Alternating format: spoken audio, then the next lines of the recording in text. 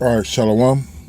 For the first, I want to give our praise, glory, and honor to Yahweh, Ba'ashem, Yahweh Shai, Ba'ashem, Harakah, Kodash, Barakathum. Double honor to the apostles.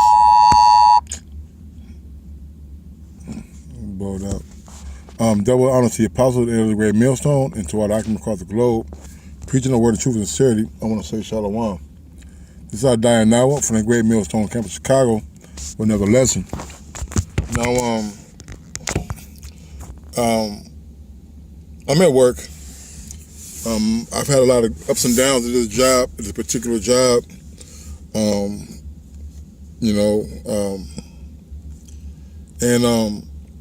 deal with a lot of non-English speaking Northern Kingdom. And when I came into the truth, all right, actually, let me get this real quick.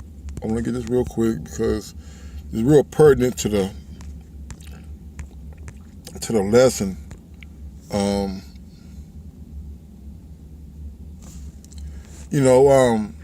I listened. What's the board out?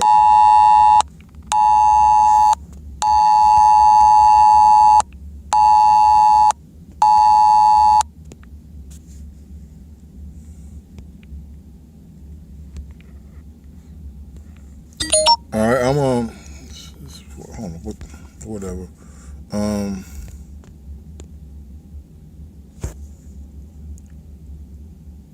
Right. Okay. Now, I'm at the job, and I remember the elder Ariella from Dallas saying, that brothers who are working jobs, like we're in the truth, we're supposed to be in positions of authority, to where we can hire and promote and help Jake out, and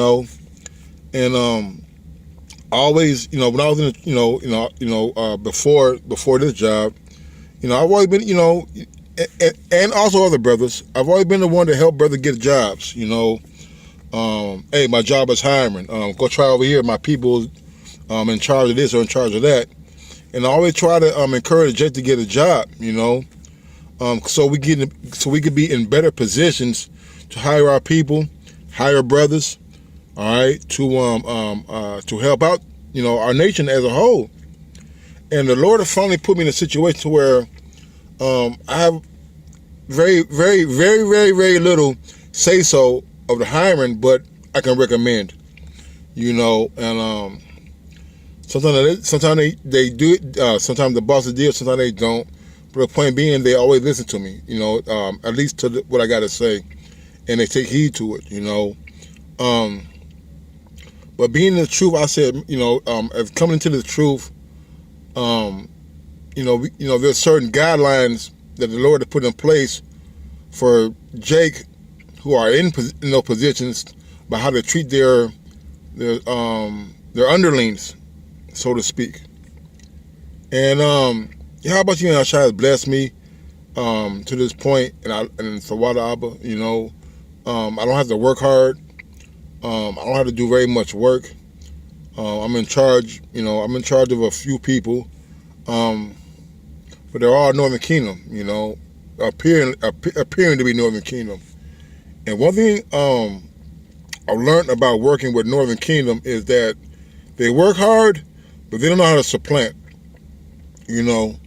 And me being a so-called black man in their eyes, very few of them has had any real encounters with them, as far as knowing them personally or speaking to them, other than saying hola or como estas, So I've been I've been a manager over this shift for a few months, and all my employees, are Northern Kingdom, and we have a specific thing that we gotta do every day. All right, I'm just telling you this so I can get, so I can get to the meat of the lesson. But I tell them tranquilo, relax.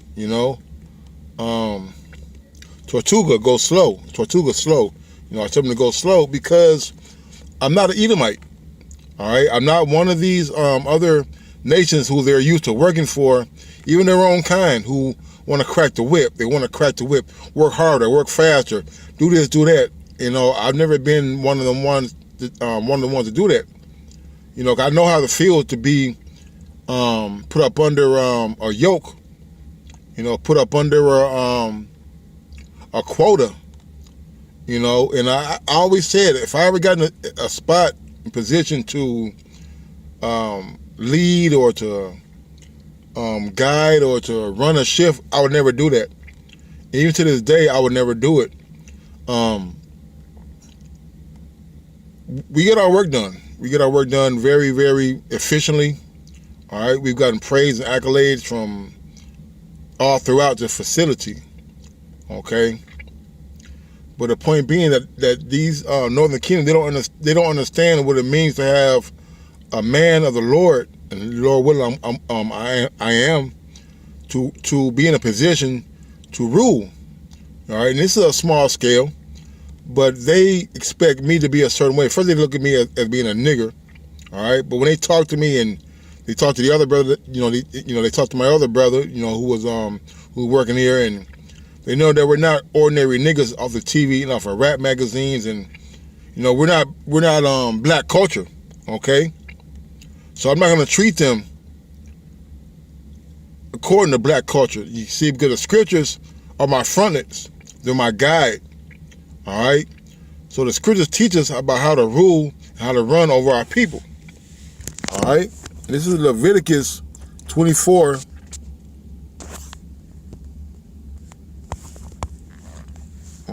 25. All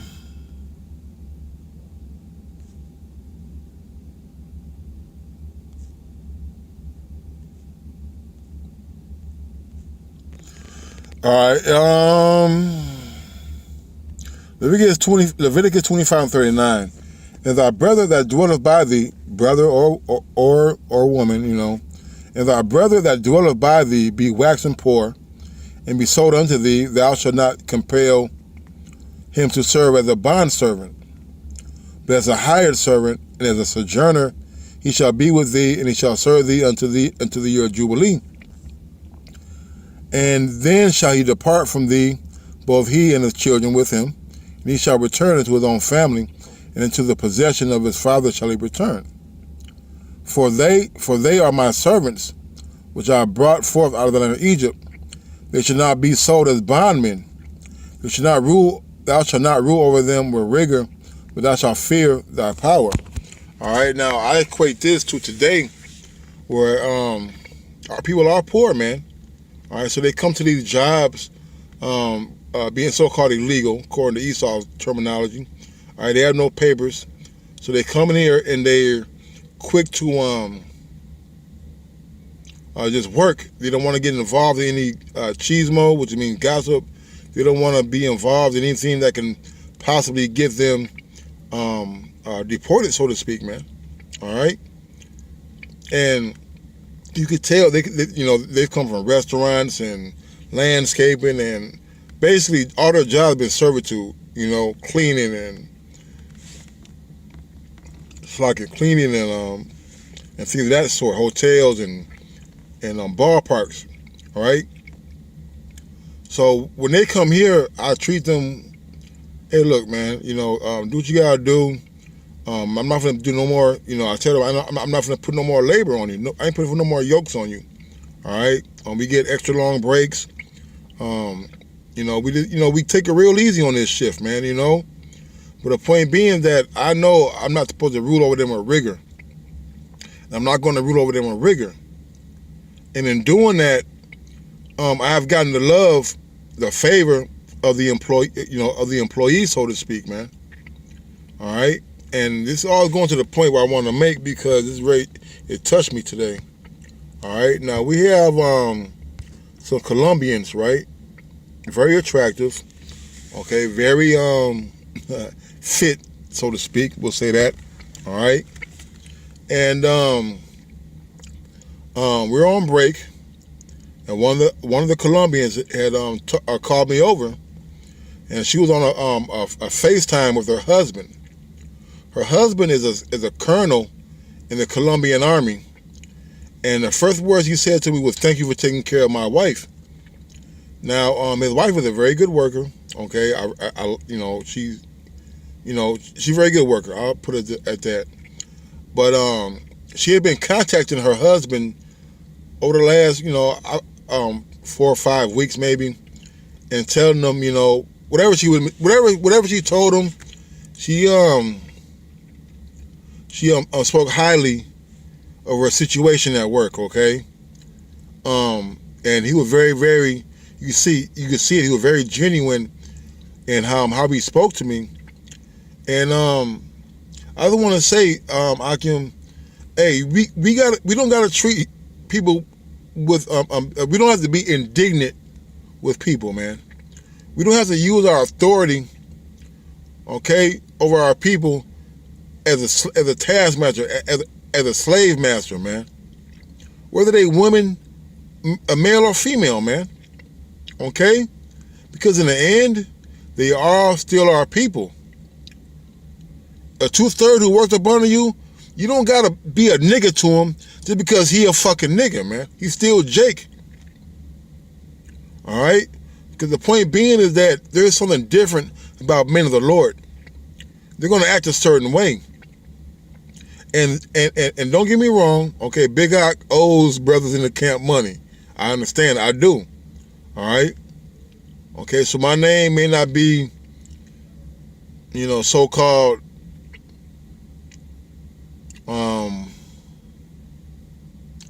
my name might not be as clean as I would like it to be. Put it like that, all right? Salaki to them brothers. But the point being is that you gotta have a good name. All right, you'd be surprised what people are saying about you. Proverbs 22:1, it says, "A good name is rather to be chosen than great riches, a loving favor rather than silver and gold." Right, man. And a good name is something that you can be something that can be spoken against. All right. Like Samuel said, like whose ox did I steal? Roughly paraphrasing. All right. You want to be blameless to these people, man. You want to have the favor of the people. We want to be a man of the people, like Yahweh Shai, man. A man of the people, man. We're here for our nation. All right, we're not here to shit on our people just because they ain't in the truth, man. All right, yeah, they may be, going off and all that. Hey, you still treat them right, man. And unless they prove otherwise, unless they show you otherwise, man. But to have favor over people who you work with, when you're in a position of leadership, hey, it can benefit you and can go a long way. All right, you can get promoted. You might be the last one they fire. All right, maybe they get away with. There's certain perks that come with having a good name, man. All right, you want to have that good name amongst all men, not just men of the Lord, but of everybody, man. Even when they treat you wrong, talk shit, you ask them, man, look, what have I done to you? I've been fair to you. I've treated you fairly. Okay? And that's very important, man. Because this guy is a colonel, all right, in the Colombian army. I talked to him, he was in full gear, man. And he said he thanked me many times. I talked to him for about like a minute. He thanked me many times within that 1 minute about taking care of his wife as a job, man. And I haven't done nothing but give extra breaks, man. And that's all I've done. But it's important to the people that are who have to work, man. Elder Malcolm said, man, everybody when he was in the military, they respected the I forgot what rank he used, but they respected a person who was over them who actually got dirty with them, man. Everybody likes a general who gets his hands dirty, man. Everybody likes a leader who goes out there and works and leads. All right? So that's how you establish a good name, man. And not to say that I'm not saying that. I'm just saying that when you treat people according to the scriptures, there's a benefit in that, man. You know? It says, Ecclesiastes 7:1 is a good name is better than precious ointment. In the day of death than the day of one's birth, man. Good name is better than precious ointment, man. Alright? We're not to go out of here and conduct ourselves as ungodly men or women in front of those who are without, man. You know? So that's my little testimony for today. Kind of made me feel good a little bit. I know I ain't shit. All right, I know it doesn't mean anything, but you treating people right, all right, whether it be male or female. Now I know we get on the nigga woman a lot. Hey, but look, hey, when you treat Jake like Jake's supposed to be treated, man. Until they show you otherwise, man. If he has a 2 or 3 admonition reject, they be counted as a heathen man, right? All right, so we ain't to that point. You treat our people with the dignity and respect they deserve, man. They're still Israelites, man. All right, because you speaking or you treating them well, and they give your name out, in the street as a good name. And the Lord seeks, the Lord looks upon that, man. I didn't expect that today. And this guy's a man of war, man. Just Google what's going on in Colombia right now. And imagine being a colonel in the Colombian army right now today, man. This is a man of war who took his time out to actually say what he said to me, man. And, it meant something, man. All right? Don't take your authority and abuse it just because you fucking can, man. You know? With that one, say, call Allah, you're about to be on shy. The bounds of the apostles, the elders of the great millstone. Until next time, Shalom and a Baba Ball.